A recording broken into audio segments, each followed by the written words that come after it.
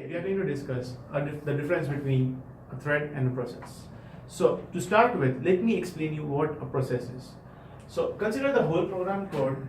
It has different processes running together or in parallel, and each process has been allocated an address space wherein it stores code, data, files.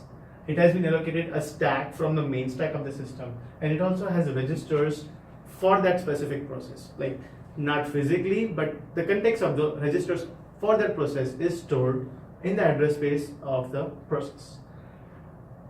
Now, to explain you what is a thread, let's consider an example that is literal to you as well. So consider an example of MS Word application. So while you are using the application, you would have noticed that that when you type, the font is taken care of, and when you type, you see that there are mistakes in the word. Those are being underlined by itself, and the display is also updated while you are typing. So consider these three different aspects to be different threads of the program, that is the MS Word program. Now these three different threads are using the code of MS Word. They are not outside the MS Word application, right? So these three processes are different parts of the MS Word application running in different locations. Like the code is written for each of them, for grammar, for display, as well as to take care of font, right? So each of them runs in different locations, just like this, but they are the part of the same process. So generalizing a process and a thread, let me put this, that a process can have number of threads, means it starts with at least one, it has at least one thread, and it can have n threads inside the process based on how complex your application is. So a thread is a part of the process, not an independent entity, right?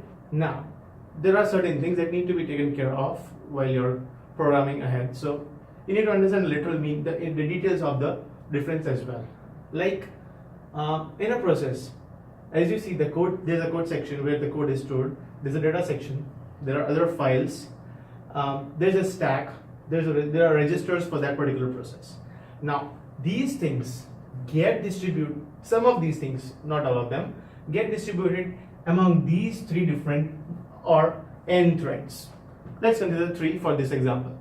So these three threads, so the stack that has been allocated, suppose there's this stack that has been allocated, so a part of this is given to thread 1, which is T1, another part is given to T2, another part is given to T3.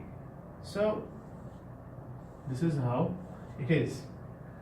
The registers, of course, cannot be split, they are physical registers, but the context that each of three are operating on are different. That is, the grammar is way different than display, the font is way different than display, and for this as well, right? Hence, the registers that they are playing with at that time are different. So they have to save the context somewhere. That's why they have been allocated space for that as well.